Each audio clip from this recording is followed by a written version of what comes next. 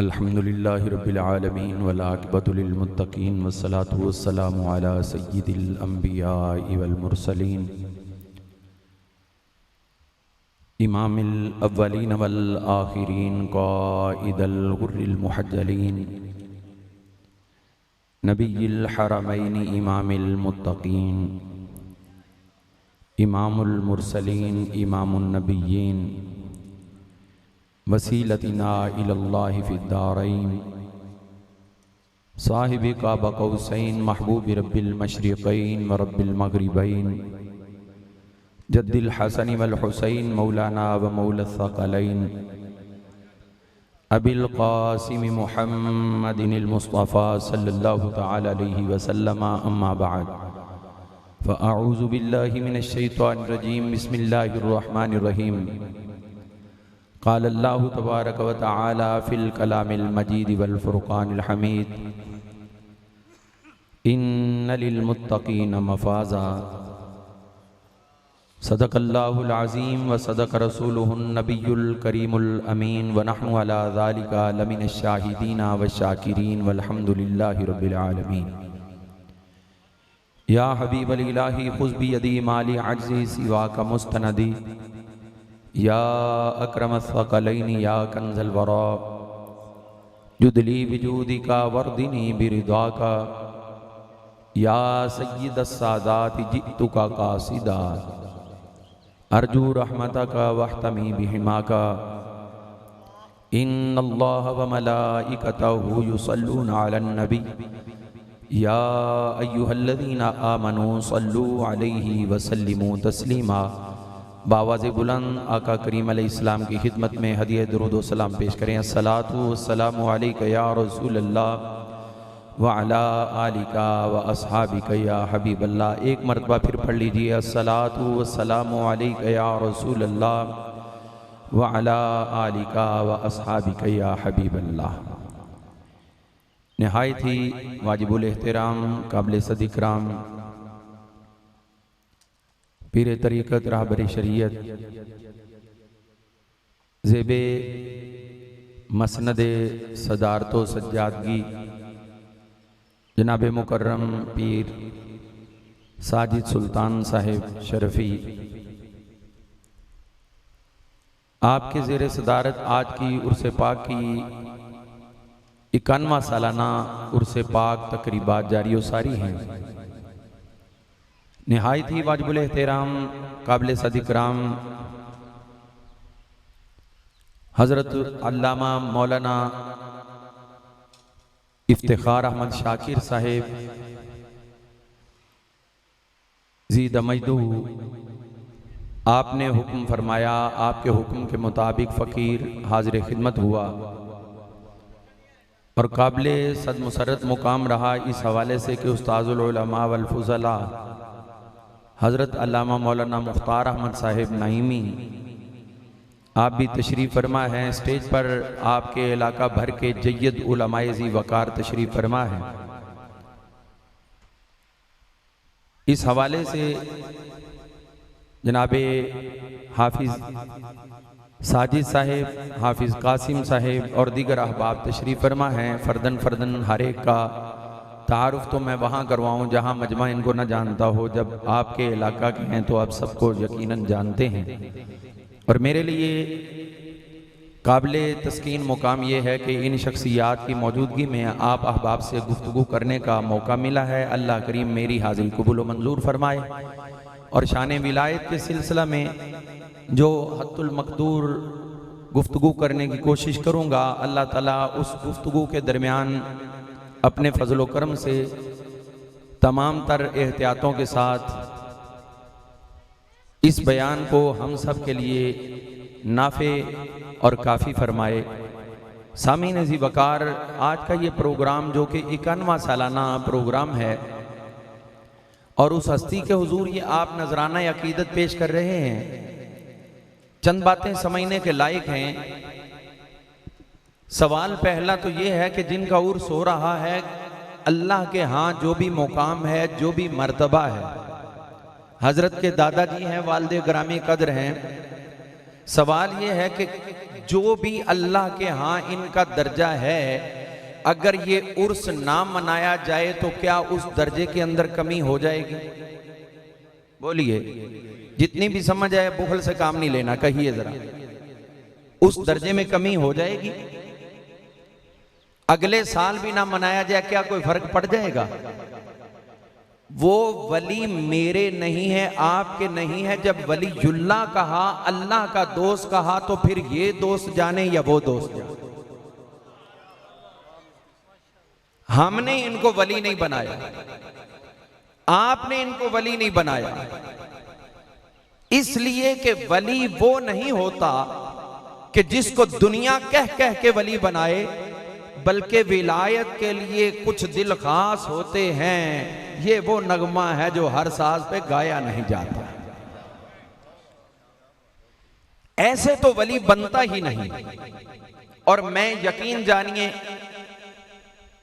जिन शख्सियात के नाम के साथ 1947 से पहले की फिगर लगती है, 1947 से पहले की फिगर लगती है, उसमें कोई भी शख्स हो, हुजूर का सच्चा गुलाम हो, सही उल अकीदा हो, मैं तो आंखें बंद करके फौरन दिल में यह कह देता हूं कि यह वाकई उस दौर में अल्लाह का वली था।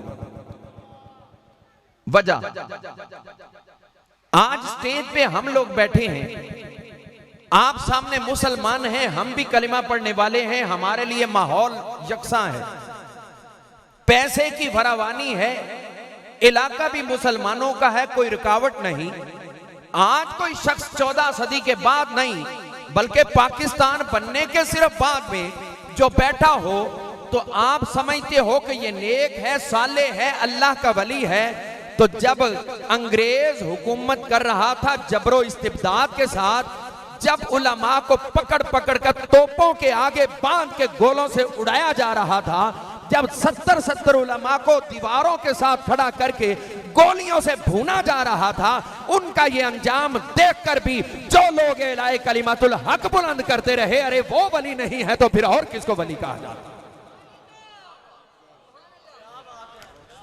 आज किसी वली के लिए जितने भी अलकाब लगाओ, अगर वो मुस्तहिक है तो सुभान अल्लाह, लेकिन ये बात ज़हन में रखिए कि इस वली को कोई खौफ नहीं है हुकूमत का, इस वली को खौफ नहीं है इलाका की किसी और शख्सियत का। जो रहते थे अंग्रेज के राज के अंदर और इनके अतराफ में काबिज थे हिंदू, और फिर पूरे इलाकों पे हर जागीर को संभाले हुए थे सिख, जिन्होंने उस दौर में इस्लाम को जिंदा रखा। यकीनन ये वो ही काम है जिस काम के लिए मेरे मुस्तफा ने फरमाया था, अल उलमा वरसतुल अंबिया, इन्होंने हुजूर के वारिस होने का हक अदा कर दिया। अल्लाह या रसूल अच्छा, आज हम लाउड स्पीकर मिले तकरीर करें, मजमा अपना हो, खुश हो, वाह वाह करे, दादो तहसीन के डूंगरे बरसाए, तो हम कहे कि हम जैसा खतीब कोई नहीं। तो जब ढूंढ ढूंढ के पकड़ पकड़ के फांसियों पे चढ़ाया जा रहा था, तो फिर मानना पड़ेगा ये वो लोग हैं जिन्होंने इस्लाम को जिंदा रखा। अगर सब गिर जाते, सब उसको मान जाते, अंग्रेज को, सब कुफ्र को मान जाते, तो फिर पाकिस्तान बनने का तसव्वुर भी ना होता। अगर पाकिस्तान बनने के वक्त तेरे इस इलाका की काउंटिंग की गई तो पता चला कि उस वक्त भी इस पाकिस्तान के अंदर, मौजूदा पाकिस्तान, 4 करोड़ मुसलमान इधर और 4 करोड़ मुसलमान, 4 करोड़ 70 लाख मुसलमान वो उस वक्त मौजूद थे मशरकी पाकिस्तान में। ये 9.25 करोड़ मुसलमान जिंदा जावेद मौजूद थे। इसका मतलब है हुकूमत चाहे अंग्रेज की थी, लेकिन इन औलिया अल्लाह ने कहा तुम लोगों के जिस्मों पे हुकूमत करते रहो, हम लोगों के दिलों को इस्लाम की तरफ माइल करते हैं।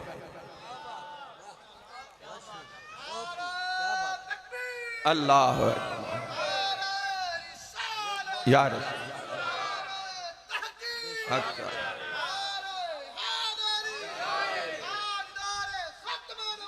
जिंदाबाद। आज मस्जिद से अजान की आवाज आती है, तुझे रोकने वाला कोई नहीं। एक वो टाइम भी था जब मुसलमान को मुसलमान नहीं मुसला कह के मुखातब किया जाता, नाम ही बिगाड़ के रख दिया गया। और मैं यकीन जानिए दोनों हाथों से मोहब्बत से सर झुका के उन्हें सलाम अकीदत पेश करता हूं कि जब अंग्रेज ने महकमा माल के अंदर कागजात की तकसीम की, उसके अंदर कैटेगरीज में लोगों को मुनकसिम किया, उस वक्त ये आपकी मस्जिद के मौलवियों को सेकंड लास्ट दर्जे पे रखा गया, कमियों के अंदर। किसमें? कमियों का दर्जा 1, 2, 3, 9 के बाद 10वें नंबर पे रखा गया मौलवियों को, और इससे नीचे सिर्फ वो लल्ली थे जो मुर्दा जानवरों की खालें उतारा करते। क्यों? आज भी अंग्रेज जानता है, उस वक्त भी जानता था कि ये कौम जब भी खड़ी होगी हमारे खिलाफ, इसको सिर्फ और सिर्फ मौलवी खड़ा कर। दुनिया के लालचियों को हम जमीनें, जागीरें, जायदादें देकर खरीद सकते हैं, और खरीदे गए और बिके। जो असल मिज़ारात के जानशीन थे, अक्सर तरीन उनको जो न माने हटा दिया गया, नए लोग लाकर वहां मुसल्लत किए गए। लेकिन इसके बावजूद जब कायदे आज़म की आवाज पे लब्बैक कहते हुए हजरत अमीर मिल्लत के साथ सैकड़ों हजारों उलमा ने आवाजें बुलंद की, तो इसका मतलब है कि 1857 से लेकर 1940 तक अंग्रेज पूरा जोर लगा चुका इस्लाम को खत्म करने का, लेकिन उतना ही ये उभरेगा जितना के दबा दोगे। फिर दुनिया ने देखा करोड़ों मुसलमान उस वक्त भी खड़े हैं तो सिर्फ इस्लाम की सरबुलंदी के लिए खड़े हुए हैं। अल्लाह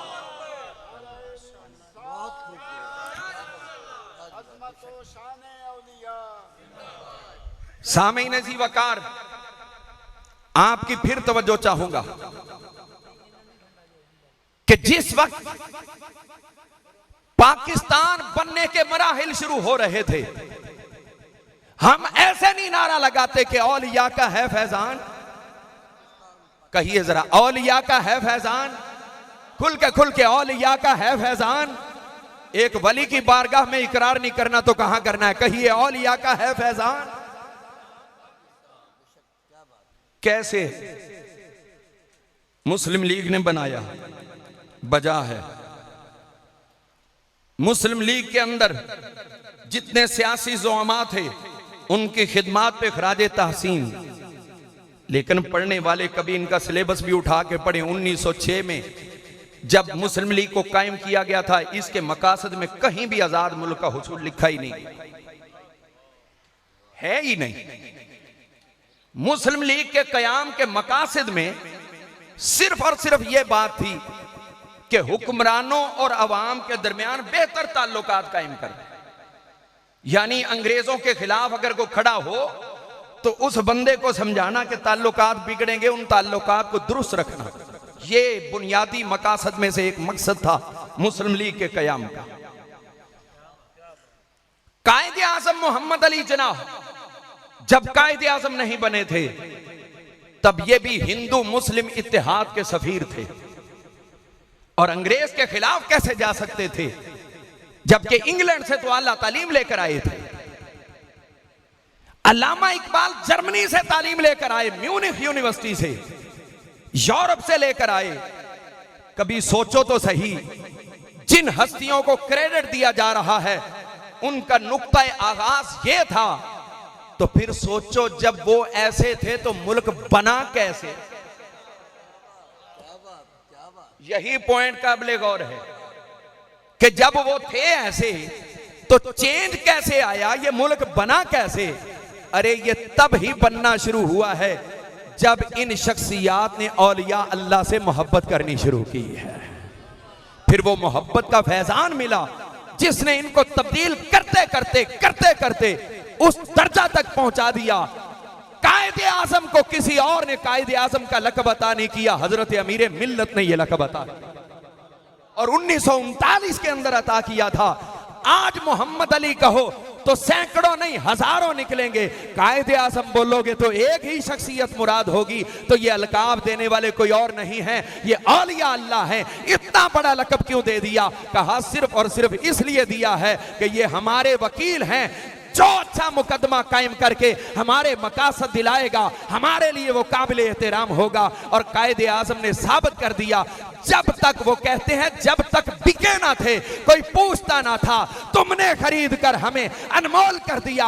जब कायदे आज़म ने 12 इतला किया, जब कायदे आज़म बैरिस्टर बने, उस वक्त सैकड़ों नहीं हजारों बैरिस्टर मौजूद थे। जब कायदे आज़म इंग्लिश बोलते थे, हजारों लाखों लोग इंग्लिश बोलते थे। जब कायदे आज़म बंबई की उन अदालतों में लॉ की प्रैक्टिस करते थे, वहां हजारों लॉयर मौजूद थे। लेकिन सोच तो सही, कौन सी चीज थी जिसने इनको सब सफों से लाकर मुमताज कर दिया? ये किसी और की निगाहे करम नहीं है, ये सिर्फ और सिर्फ औलिया अल्लाह का फैज़ान।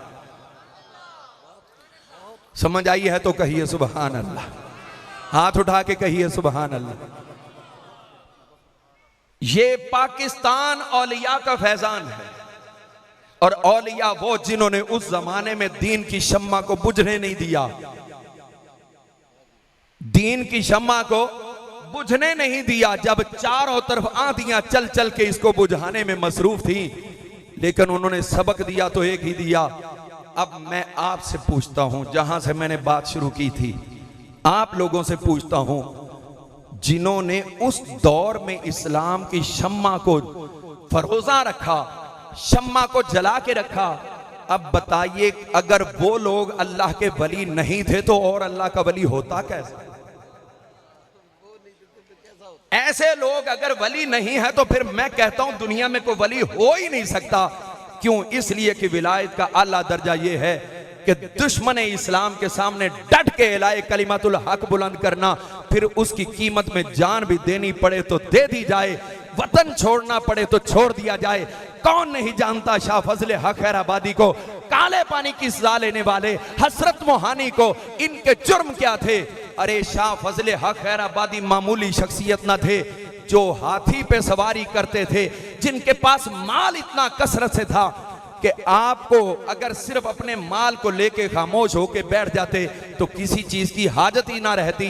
लेकिन सब कुछ कुर्बान करके काले पानी के अंदर जामे शहादत नोश किया तो बता दिया हम वो अल्लाह वाले नहीं हैं जो सिर्फ मीठा लेना जानते हैं, हम वो अल्लाह वाले हैं जो इस्लाम के लिए जाने देना भी जानते हैं। शाह फजले हक खैराबादी इतना बड़ा नाम सिर्फ दीनी उलूम का नहीं, फलसफा का, मंतिक का इतना बड़ा नाम कि जब आपका केस अंग्रेज के पास चला, उस जज के पास चला जो जज आपका शागिर्द था, वो अंग्रेज जज भी आपका शागिर्द था। आपने कहा हम तुम्हें इल्म जरूर देंगे चाहे तू हमारा दुश्मन हो, इसलिए कि हुजूर ने जब इल्म देना शुरू किया था पूरा मक्का काफिरों का था, वो इल्म देते गए, इनको मिलता गया, जहां जहां इल्म का नूर पड़ता गया वही कलिमा पढ़ के दर्जे से हाबियत पर पहुंचते चले गए। वो जज नहीं चाहता था कि आपको फांसी दी जाए, बिल्कुल भी नहीं चाहता था, लेकिन वो जानता था कि उस्ताद तो हमारे हैं, इनकी तबीयत क्या है, कुछ वक्त गुजारा था इनके पास। उसने अपने सरकारी गवाह को कह दिया तू इनहराफ कर जाना, जब शनाख्त की बात होगी तो तू कह देना कि ये वो नहीं है फजले हक खैराबादी जिन्होंने हमारे खिलाफ जंगे आजादी का फतवा दिया, ये वो नहीं है, तू मुकर जाना। सरकारी वकील को जज ने ये बात कही, और ये वो फजले हक खैराबादी थे जिन्हें कहा गया कि आप अपना वकील करें। आपने फरमाया मुझे वकील की हाजत नहीं, मैं अपना मुकदमा खुद लड़ूंगा, खुद लड़ूंगा, कोई वकील नहीं किया। आप खड़े हुए, जब वो शनाख्त का वक्त आया, सरकारी गवाह कहने लगा देख के कि जिसने दिल्ली की जामे मस्जिद में जुमा वाला दिन फतवा दिया था अंग्रेज के खिलाफ जिहाद का, आजादी का, ये वो वाला फजले हक नहीं है।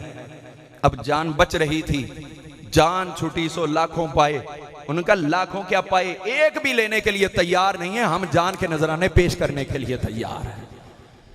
उसने कहा ये वो नहीं है। आपने देखा, फरमाया क्या कहा? वो जी फजले हक और है, वो आप नहीं। आपने फरमाया अपनी जबान संभाल, आंखें खोल के देख, वो मैं ही हूं कोई और नहीं, फतवा देने वाला मैं ही हूं। अंग्रेज के खिलाफ जिहाद का, जंगे आजादी का फतवा देने वाला मैं हूं, कोई और नहीं है।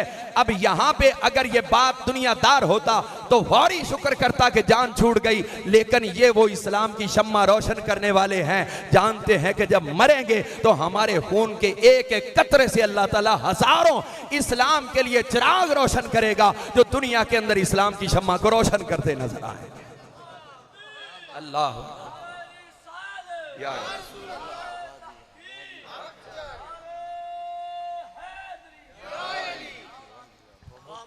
सामीने जी वकार, अब सोचिए उसी कहकशां की एक चमक, उसी दौर के बागों की बहार का एक फूल। मैंने कहा 1947 से पहले मैं हर एक को जो भी नेक साले गुजरा बगैर शक व शुबा के अल्लाह का वली मानता। तो हजरत शरफुद्दीन आज जिनके उर्स की आप 91वीं तकरीब में शरीक हैं, तो ये भी उसी दौर के हैं। मुझे किसी से शहादत लेने की जरूरत नहीं है, ये भी अपने दौर में अल्लाह ताला के वली कामिल थे। हजरत अमीर मिल्लत कोटला शरीफ उसी दौर के, हजरत मियाँ शेर रब्बानी शरपुरी उसी दौर के, हजरत मियाँ इस्माइल करमावाला शरीफ। मैं इन शख्सियात को, कोई इनका मुरीद ना भी हो, इनका नाम कहीं ना भी हो, चूंकि अंग्रेज के सामने अपने ईमान का इजहार करते रहे और अपने इलाका में इस्लाम की तबलीग करते रहे, तो इनकी विलायत में जर्रा भर भी मैं शक नहीं करता। अगर आज एसी के कमरों में बैठ के एक एक कमरे के अंदर मीडिया को चला के कैमरे लगा के बात करने वाला कहता है कि मैं अल्लाह का वली हूं, तो फिर तुझसे हजारों नहीं लाखों गुना अल्लाह के वली वो थे जिन्होंने तंगियां भी बर्दाश्त की थी। तुझे तो ऐसी लू भी नहीं लगी जैसी उनको लगती रही, न तुझे लू लगी न तुझे लौ लगी। अरे इनको अगर लौ लगी थी तो सिर्फ और सिर्फ मदीने वाले सरकार से लगी।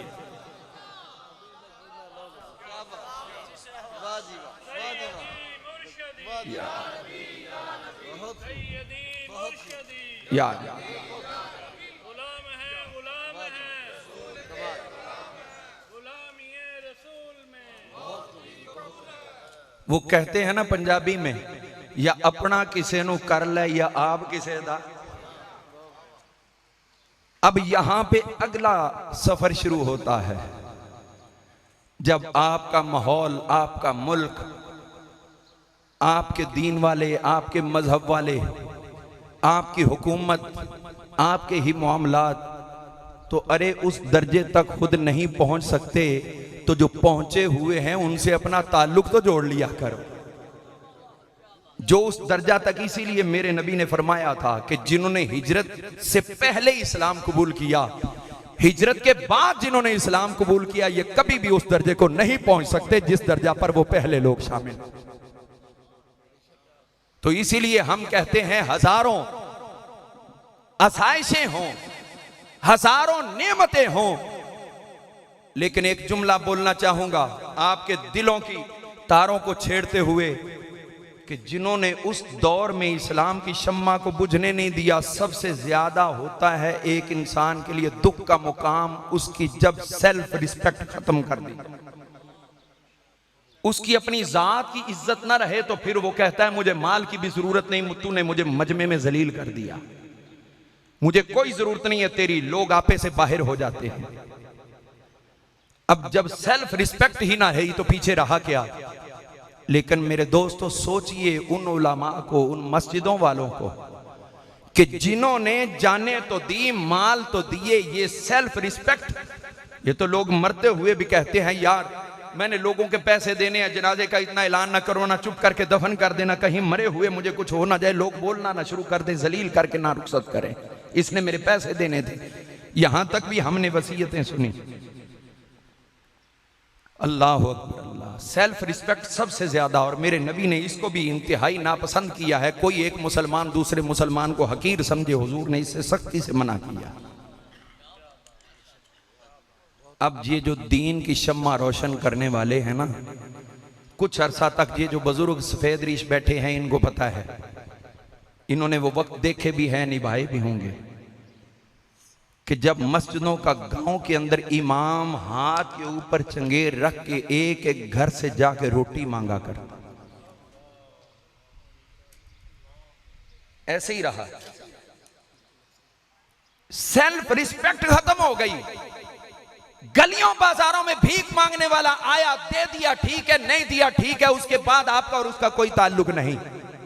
लेकिन ये भिखारी बन के हाथों पे चंगेरे रख के रोटियां मांगने वाले, उन्होंने कहा सेल्फ रिस्पेक्ट जाती है तो जाए, इज्जत नफ्स खत्म होती है तो हो जाए, लेकिन हम मस्जिद को भी आबाद रखेंगे, अजानों की आवाजें भी आती रहेंगी, नमाजें भी पढ़ाई जाती हैं।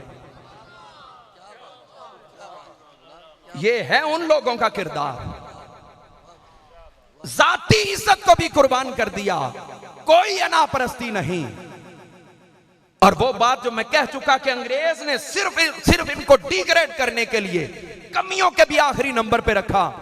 खुदा की कसम उठा के कहता हूं, चाहे हिंदुओं की लिखी हुई हिस्ट्री पढ़ लो, अंग्रेज की लिखी हुई पढ़ लो, मुसलमानों की पढ़ लो, कभी भी किसी मुसलमान आलिम ने इस पे एहतजाज नहीं किया कि तुमने हमें किस दर्जे पे रखा, क्योंकि जानते हैं ये दर्जा तुम्हारे यहां है, उस रब के यहां हमारा। उस रब के हबीब ने तो कह दिया था, अल उलमा वरसतुल अंबिया, मेरी उम्मत के उलमा सिर्फ मैं मुस्तफा के ही वारिस नहीं है, बल्कि 1,24,000 अंबिया के वारिस है। तो सोचिए, आज जिस शख्सियत के उर्स पे आप आए हैं, तो क्या उसी दौर के नहीं हैं? वही तंगियां उठाने वाले, वही मुशक्कतें उठाने वाले, उसी माहौल में अपनी सेल्फ रिस्पेक्टें कुर्बान करने वाले। तो अब मैंने अपने दिल की बात की, आपको समझ आई है या नहीं वो आपका मसला है, लेकिन मैं तो यही कहता हूं कि जब कुफ्र पूरा आप पे जबर कर रहा हो, उस वक्त भी अगर आपको तख्ता-ए-दार पे जाने पे मजबूर किया जा रहा हो, तो उस वक्त तख्ता-ए-दार को चूम के कलिमा तय्यबा की सदा बुलंद कर दें, आपसे पक्का इस्लाम किसी का हो ही नहीं सकता।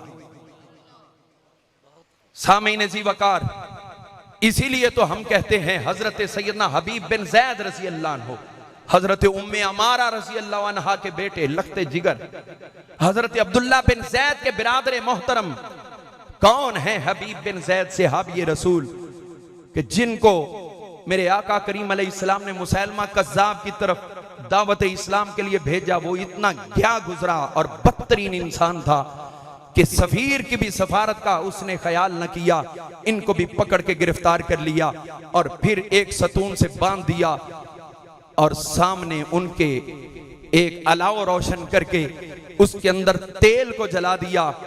तेल भड़क रहा है, हबीब बिन जैद बांधे हुए हैं।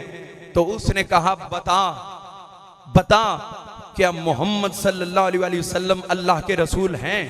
आपने कहा, हाँ मैं गवाही देता हूं मेरे मुस्तफ़ा अल्लाह के रसूल हैं। आपको समझ नहीं आई? ऊंची कहिए सुभान अल्लाह। जिसने बांधा हुआ है, चारों तरफ उसकी नंगी तलवारें मौजूद हैं, उसके सिपाही मौजूद हैं, लेकिन हुजूर के बारे में पूछा जा रहा है, जुबान बंद कर लेते, खामोश हो जाते, लेकिन नहीं, उन्होंने कहा हाँ मैं गवाही देता हूं मेरे मुस्तफ़ा अल्लाह के रसूल हैं। अगली बात कहता है, अब बताओ क्या मैं भी अल्लाह का रसूल हूं कि नहीं?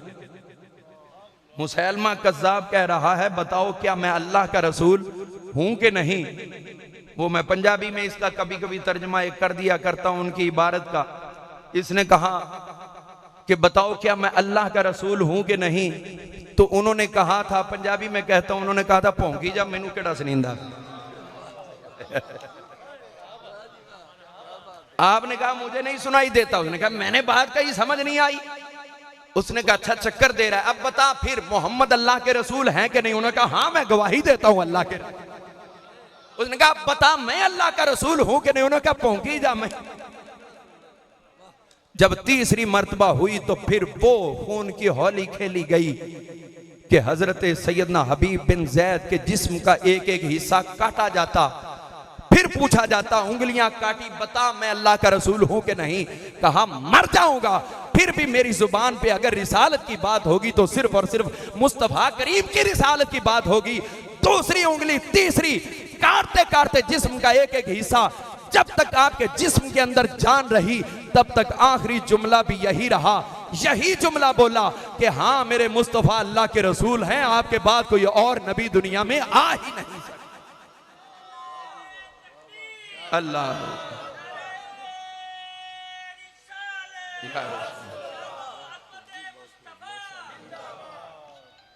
कहिए सुभान अल्लाह।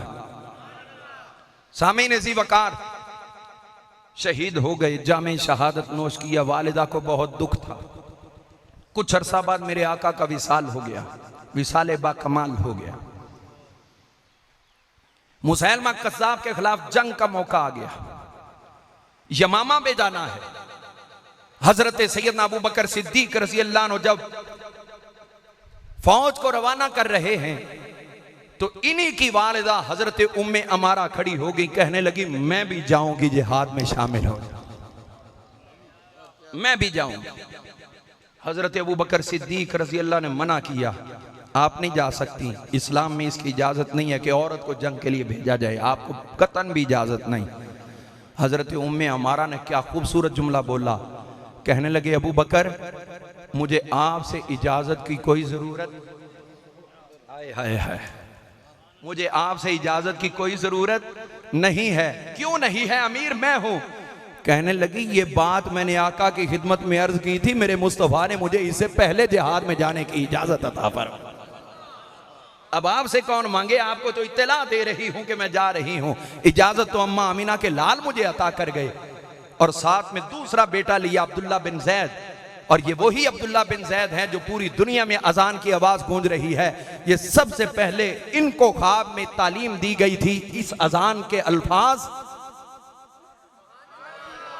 और इन्होंने जाके मेरे आका की खिदमत में अर्ज किए थे। मेरे आका ने फरमाया बिलाल को सिखाओ।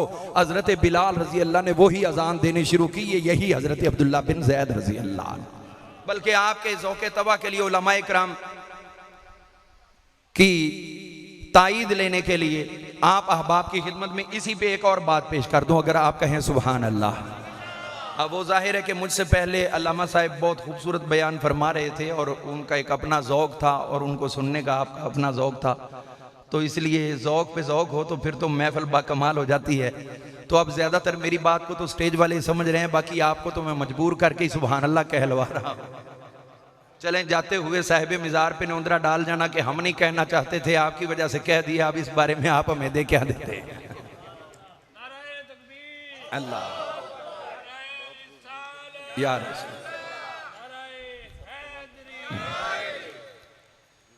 यहां पे लुत्फ की बात यह है कि जब इन्होंने हजरत बिलाल ने अजान देनी शुरू की ना, ये अल मुस्तदरक के अंदर इमाम हाकिम ने बयान किया, और सही इब्ने खुज़ैमा के अंदर पहली जिल्द के अंदर भी ये रिवायत मौजूद है, और भी काफी किताबों में तारीखुल खुलफा के अंदर भी मौजूद है।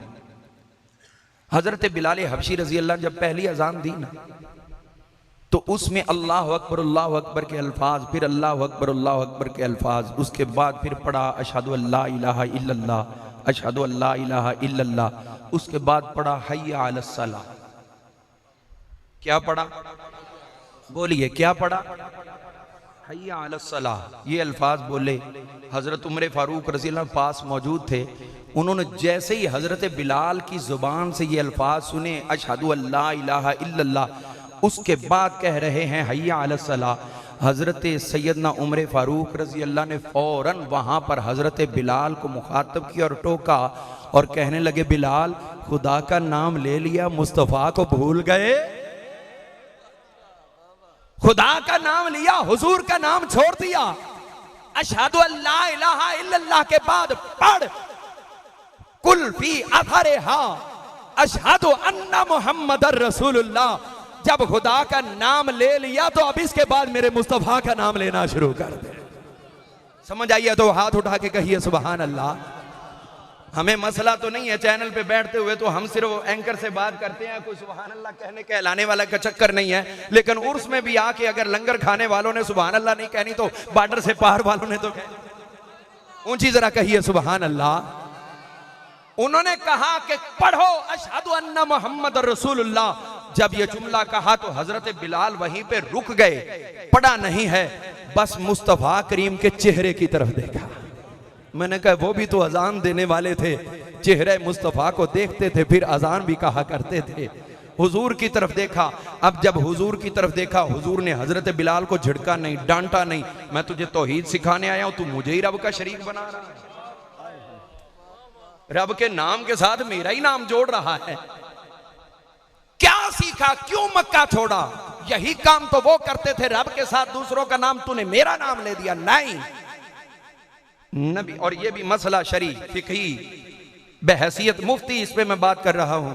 ये जहन में रहना चाहिए कि जब नबी मौजूद हो तो नबी की मौजूद में कोई उम्मती दूसरे उम्मती से बात करे तो वो बात होती है, उसको हुक्म कभी नहीं कहा जा सकता। हुक्म होता है नबी की मौजूदगी में, तो सिर्फ और सिर्फ नबी की बात को हुक्म समझा जाता है। उनकी मौजूदगी में कोई और हुक्म देने वाला नहीं हो सकता। लेकिन जब आई बात मुकाम मुस्तफ़ा की सल्लल्लाहु ताला अलैहि वसल्लम, अब यहां पे उसूल बदल गए, ज़ाब्ते बदल गए, कानून बदल गए। हजरत बिलाल ने देखा हुजूर को, हुजूर बोले नहीं है, बस देखा हुजूर क्या कहेंगे। हुजूर मुस्कुराए, फरमाया कुल मा अमरा का उमर। उलमा कहे जरा सुभान अल्लाह, ये जुमला कैसा लुत्फ दे रहा है। मेरे नबी फरमा रहे कुल मा अमरा का उमर, बिलाल जो उमर तुझे हुक्म दे रहे हैं, बिलाल उमर जो तुझे हुक्म दे रहे हैं वो ही कहना शुरू कर दे। इसका मतलब यह हुआ कि नबी की मौजूदगी में उम्मती का हुक्म नहीं हो सकता, लेकिन जब नबी की शान की बात आए तो फिर शान के इजहार के लिए उम्मती बात करे तो उस बात को बात ना समझा करो, उसको नबी का ही हुक्म समझते हुए कबूल कर लिया। कुल मा अमरा का उमर, बिलाल कहो जो तुझे उमर ने हुक्म दे दिया। हजरत बिलाल हबशी रज़ी अल्लाह ने वहीं पे पढ़ा अशहदु अन्ना मुहम्मदर रसूलुल्लाह। जब ये जुमला पढ़ा तब से लेकर आज तक यही बोला जा रहा है, चाहे अरब हो, चाहे अजम हो, चाहे दुनिया का कोई बर्रे आजम हो, जहां मस्जिद में अजान की आवाज आएगी वहां अशहदु अल्ला इलाहा इल्लल्लाह के बाद मेरे मुस्तफा का नाम गूंजेगा। और हर अजान तुझे बुलाती है नमाज के लिए, और नमाज तो खुदा की होती है, और मैं जो सिर्फ मुझ तक आए वो तेरी नमाज भी बातिल है, जो मेरे नबी के वसीले से आएगी तेरी इबादत भी होगी। अल्लाह या रसूल अल्लाह।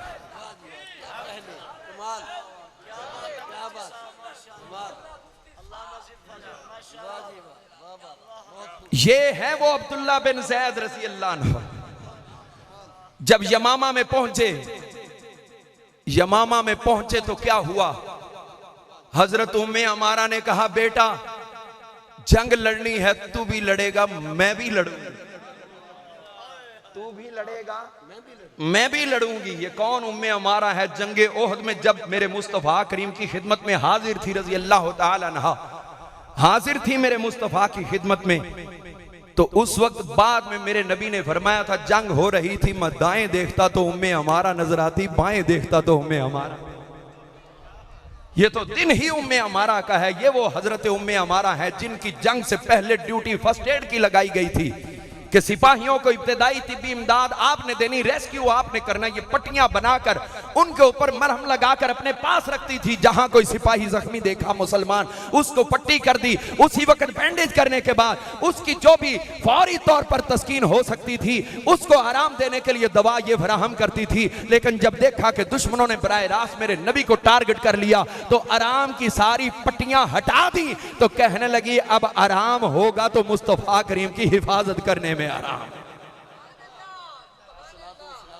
अब ये वो ही उम्मे अमारा जब यमामा में मौजूद हैं, बेटे से कहा बेटा अब्दुल्ला ये जितने लोग आए हैं ये हमारे दुश्मन बाद में हैं, हमारे साथ मुजाहिदीन जाने और ये जाने हमारा टारगेट वो दुश्मन मुस्तफा है जिसने हुजूर के बाद नबूवत का दावा किया। मुसैलमा कज़्ज़ाब को टारगेट करना है। छुप छुपा के चलते चलाते दुश्मन की भीड़ में से गुजरते गुजराते करीब गए, दुश्मन ने भी चेक कर लिया कि ये वाकई उधर जा रहे हैं, कहीं हमारे झूठे नबी को ये कत्ल न कर दें। उन्होंने रोका लेकिन न रुके। तवज्जो फरमाइए, यहां तक ये बीबी थी, खातून थी, किसी ने तलवार मारी, हाथ कट गया। आज की औरत छोटा सा मकड़ा देखकर, कोई डावर देखकर, कोई और हशरातुल अर्ज़ देखकर चीख मार उठे। एक वो थी जिसका हाथ कट गया। हाथ कटा, बेटा तड़पा, हाथ बाजू से यहां से अपने जोर से दबा के पकड़ लिया और बेटे को दर्द से कराहते हुए कहा, बेटा मां को छोड़, नबी का गुस्ताख बचने ना पाए, मां का ख्याल न कर, उसको वासले जहन्नम कर। यहीं से पकड़ के रुकी हुई हैं। फिर जब गए मुसैलमा कज़्ज़ाब के पास पहुंचे, उधर से हजरत वहशी भी पहुंच गए, तो दोनों ने जब उसके गिर्द हमला किया, उसके सिपाही रोकते रहे। गर्द उड़ रही थी, हवा की वजह से गर्दो गुबार उड़ रही, नजर आना बंद हुआ। जब गर्दो गुबार बैठी तो देखा कि सामने मुसैलमा कज़्ज़ाब की लाश तड़प रही है और हजरत वहशी का हरबा भी खून आलूदा है, हजरत अब्दुल्ला बिन ज़ैद की तलवार भी खून आलूदा है।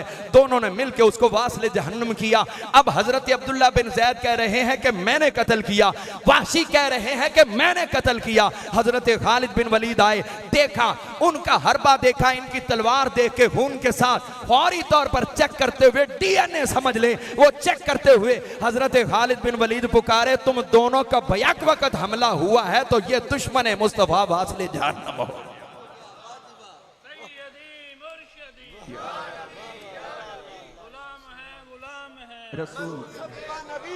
फक्तुलू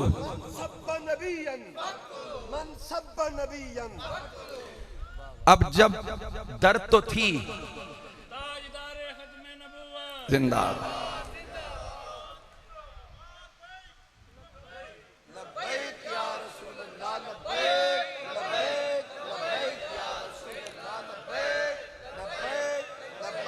वे जिनके उर्स पे आए हैं, मैंने मज़ार शरीफ पे हाजिरी दी, वहां ये लिखा हुआ है, तो जिसको शक है वो ना बोले बल्कि यहां से चला जाए।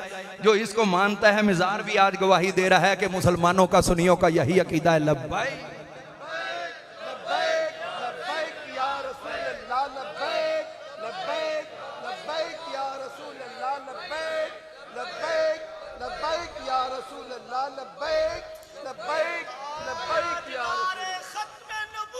जिंदा सामईन सी वकार। इसके बाद क्या हुआ, मां को अपनी तकलीफ याद आई फौरी, तो इसको कवर करने के लिए कुछ ना था। हजरत सैयदना खालिद बिन वलीद रज़ी अल्लाह अन्हु, आपने थोड़ा तेल गर्म करवाया। जब वो उबलने लगा, खौलने लगा, तो इनका बाजू पकड़ के उस उबलते हुए तेल के अंदर दाखिल किया गया। उसकी हीट और गर्मी की वजह से आगे से नसें उसी वक्त जल के खत्म हो गई, तो ब्लड निकलना बंद हुआ। अब हाथ इनका कटा हुआ और उसके ऊपर की कैफियत यह है कि आपका जला हुआ हिस्सा बाकी मौजूद है। अब जब तूने अपना काम कर लिया, यही उर्स की बात कर, जब तूने अपना काम कर लिया, अब जिसका किया है वो क्या करता है। हजरत उम्मे अमारा को इसका सिला क्या मिला, वो यही मिला कि उसके बाद जब भी कोई बीमार होता, जब भी मदीना मुनव्वरा के अंदर या अतराफ मदीना में बीमार होता, तो हजरत उम्मे अमारा की खिदमत में हाजिर होता। वही कटा हुआ बाजू उसके जिस्म पर फेर दी, अल्लाह ताला उसी वक्त शिफाएं अता फरमा देता। तो मैंने कहा, जो यहां पर ड्यूटियां देते हैं, जहां पर आकर खिदमत दीन के लिए खुद को वक्त करते हैं, तो यही तो चीज है। ये अपना काम कर चुके, उसके बाद अब रब का काम है। मिज़ारात पे जाते हो तो क्यों जाते हो। मैंने कहा, अगर किसी को शिफा ना मिले तो दूसरों को भी रोके कि इधर न जाओ, किसी का काम ना बने तो दूसरों को भी रोके इस मिज़ार पे न जाओ, लेकिन खुद भी जाता है, दूसरों को भी जाने का मशवरा देता है। मतलब कि वो अपना काम कर चुके, अब वहां से फैजान का काम मेरा रब्बे कायनात खुद फरमा रहा है। मिज़ारात पे आने वालों की जो झोलियां भरी जाती हैं, वो इसीलिए अंजाम क्या है, फरमाया इन्ना लिल मुत्तकीन मफाजा। किसी और से नंबर लेने की हाजत नहीं है, मैं रब ऐलान कर रहा हूं, बेशक कामयाबियां हमने तुम्हारा मुकद्दर बना दी हैं। आखिरी बात अर्ज करते हुए मैं अपनी गुफ्तगू को इख्तिताम की तरफ लेके चलता हूं। 3 बजे का टाइम था कि 3 बजे दुआ होगी इंशाल्लाह। 1 आध मिनट का वक्फा हो सकता है, फर्क हो सकता है, लेकिन मैं अपनी बात को वाइंड अप कर रहा हूँ। ये जो औलिया अल्लाह है ना, इस पे एक बात सुनिए और अपने ईमान को तस्कीन दीजिए। फतहुल बारी के अंदर अल्लामा इब्ने हजर अस्कलानी रहमतुल्लाह ताला ने क्या खूब इस पे एक नुक्ता बयान किया। आप फरमाते हैं कि जब वो वक्त था, वो हदीस पाक बड़ी मशहूर, ला यशका जलीसुहुम, कि जो औलिया की खिदमत में आ जाता है, रब फरिश्तों से फरमाता है, मलाइका सय्याहीन से फरमाता है कि ये वो लोग हैं कि जिनके पास बगैर इरादा भी आने वाला कभी भी बदबख्त नहीं रह सकता। वो मशहूर हदीस है, उलमा जय्यद तशरीफ फरमा है, आपको बारहा सुना चुके हैं। मैंने तो सिर्फ उस पे इब्ने हजर अस्कलानी को कोट करना है और बात को ख़त्म करना है। इब्ने हजर अस्कलानी यहाँ पे लिखते हैं कि ये क्यों फरमाया कि ये वो लोग हैं कि जिनके पास आने वाला कोई भी बदबख्त नहीं रहता। ये फरमाया तो मेरे मुस्तफ़ा ने कलेमात मेरे मुस्तफ़ा की ज़ुबान के हैं, मफ़हूम मेरे रब का है कि ये वो लोग हैं औलिया अल्लाह ज़ाकिरीन कि जिनके पास कोई भी आने वाला बदबख्त, फिर तवज्जो चाहूँगा, आपकी तवज्जो होगी तो बात समझ आएगी और लुत्फ़ भी आएगा, ना होगी तो हवा में निकल जाएगी। हम तो बात कर रहे हैं, चाहे को कैद कर पाए या ना कर पाए, लेकिन कर लोगे तो लुत्फ़ भी मिलेगा, आपको महफिल में आने का सुरूर और सुकून भी मिलेगा। इब्ने हजर अस्कलानी यहाँ पे लिखते हैं, कहते हैं कि वो टाइम याद कर, इधर तो अल्लाह के वली में, अल्लाह के वली की खिदमत में आने वाला कोई भी चंद लम्हे गुजारने वाला बदबख्त नहीं रहता। फरिश्तों को बताया, मेरे रब ने ये बात फरिश्तों को बताई, तो क्यों उन्हें बताई? और मैं उसमें राज ही यही था, उन्हें बताया था कि एक वो शैतान था जो हजारों साल तुम फरिश्तों की सोहबत में रहा। हाय हाय, एक वो शैतान था जो फरिश्तों के दरमियान हजारों साल रहा। हजारों साल फरिश्तों के पास रहना उसको बदबख्ती से न बचा सका। ये अल्लाह के वली हैं जिनकी खिदमत में कोई एक लम्हा भी गुजार जाए वो भी खुशबख्त हो जाया करता है। तो ये औलिया अल्लाह की शान और मुकाम और मर्तबा, ये फैज़ान जारी है तो मदीने वाली सरकार से जारी है।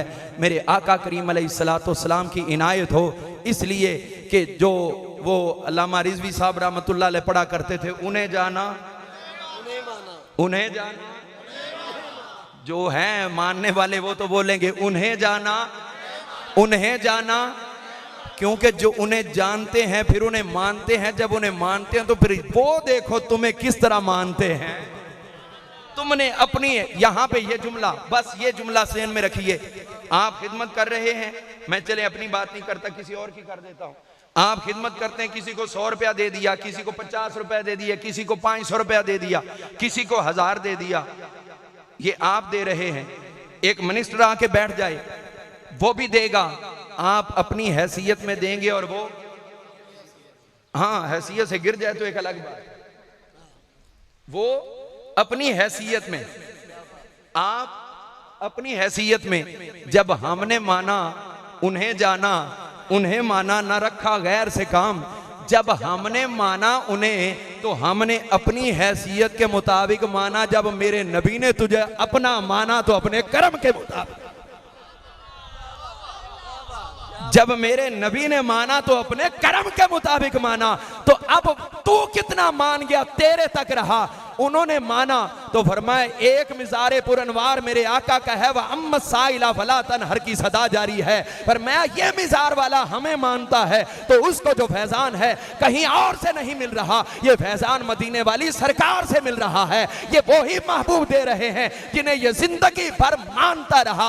अब कयामत तक मेरे नबी इस पे इनायत भी फरमाते रहेंगे, इसको मानते भी रहेंगे और दुनिया वालों से मनवाते भी रहेंगे। 91 साल के बाद आपने ना उन्हें देखा ना जाना, लेकिन फिर भी आ गए। तो ये मानने वाले वो थे अपने दौर में, किस तरह उस तंगी के दौर में माना, और मेरे मुस्तफा ने माना कि अब चाहे आराम का दौर आए चाहे तंगी का दौर आए, मेरे नबी मानते आ रहे हैं, मनवाते भी चले आ रहे हैं।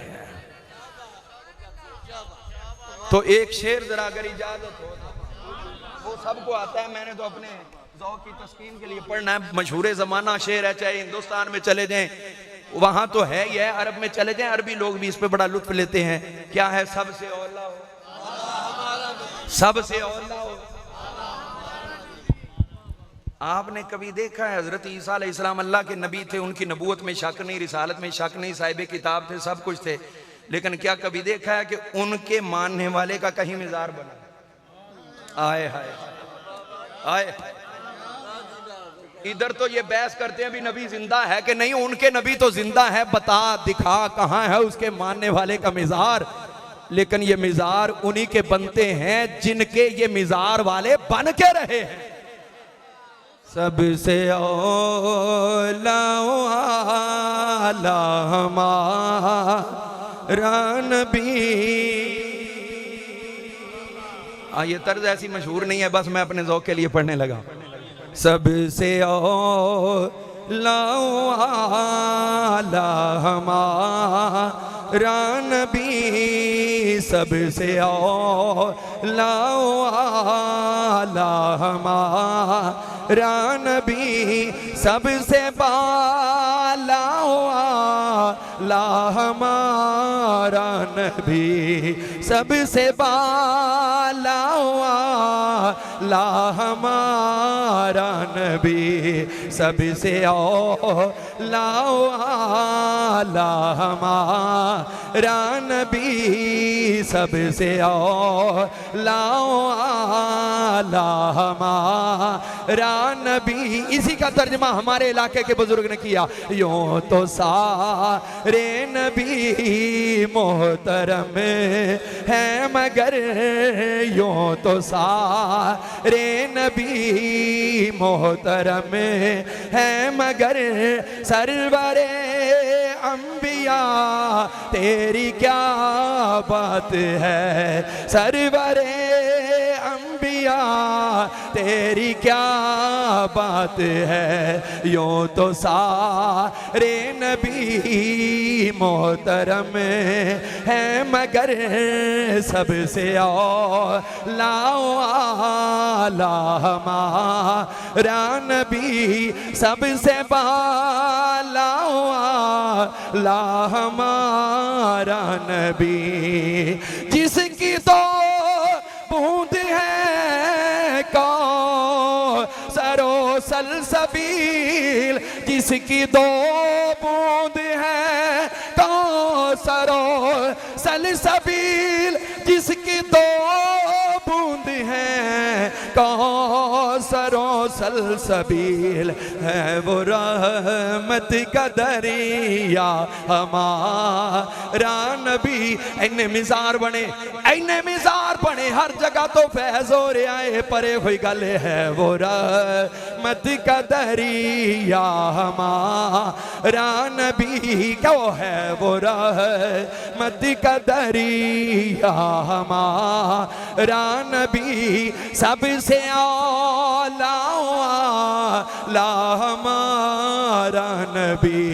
यूं तो सारे नबी मोहतरम है मगर, सरवरे अंबिया तेरी क्या बात है। वालिए दो जहां एक तेरी जात है, वालिए दो जहां एक तेरी जात है। ए हबीबे खुदा तेरी क्या बात है, ए हबीबे खुदा। ए कोई जुमला इत्थे नहीं समझ आया, इत्थे नहीं आया।